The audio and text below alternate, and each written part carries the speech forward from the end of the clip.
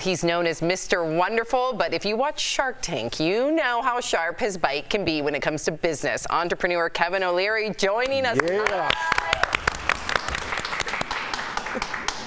How's it going, Kevin? So, Mr. Wonderful. Great, thank you. You know, Twitter is asking laid-off employees to now return. I'm sure you saw the news, and it's losing $4 million a day. So, was acquiring Twitter a bad business move for Elon Musk?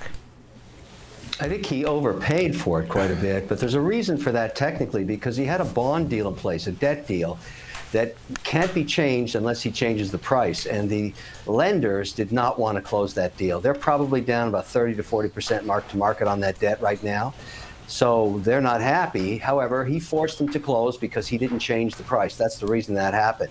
Now, all of this noise about Twitter laying off employees and whether, you know, celebrities mimic him or, you know, set up accounts to prove one point or another, completely irrelevant.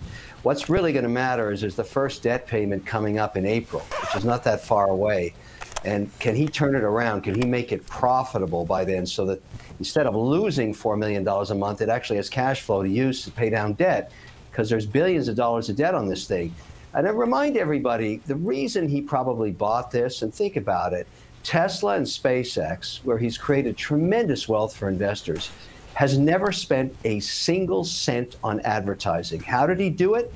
He advertised for free on Twitter. Every feature of a Tesla car he put out there on Twitter. So basically he used an unregulated network that was global to basically talk about his business every day. And he's one of the largest followers on Twitter. He's got millions and millions of followers. So this is his own network. Now he owns it. How many people get to own a global, unregulated network that you put out anything you want on it? That's an interesting proposition. We need you on the panel because that was a fantastic take. So since the pandemic, many employees are quiet quitting. I think I'm going to know your answer to this. Why is this a bad idea? It's an incredibly bad idea. You know, we look for this trait when we're hiring in all of my companies. I've got over 56 of them now that I'm an investor in.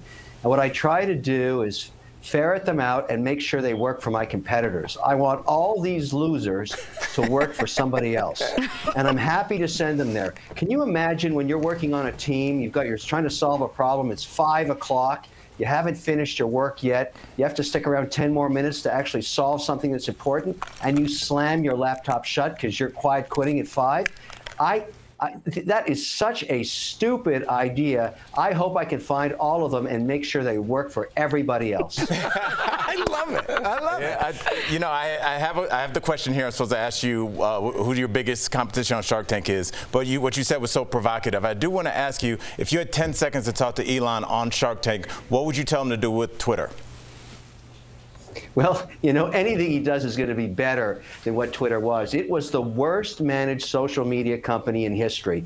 During its entire life, it created zero value for shareholders, and yet it had a rotating turnstile of CEOs who optioned themselves with stock they took no risk to buy, took out billions of dollars, and created no wealth for anybody else. What an absolute...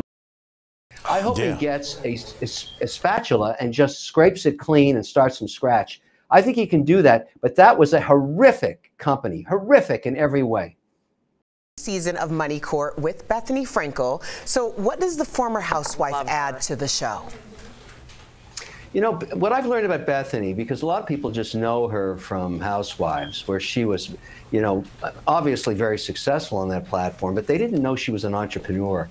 Remarkably, in her life, she's had tremendous challenges and overcome all of them. She's very, very successful, but she's got street smarts. She's gutsy. She's even ballsy, and that really shows up on this taping because I had no idea what to expect from her. I thought she was going to be a screaming housewife. Wow, was I ever wrong. She was absolutely spectacular. And I think you're going to see some really amazing TV. And I'll tell you the secret about reality television I've learned over all these years. When you see the staff and the caterers and the technical assistants and the stagehands watching the live feed monitor on the unedited tape, when you're just sitting there creating a show, you know you've got a hit. They were glued to those screens. We saw some crazy stuff happen.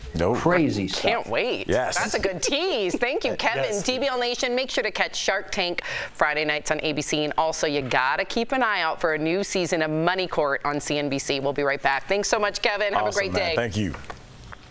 Take care.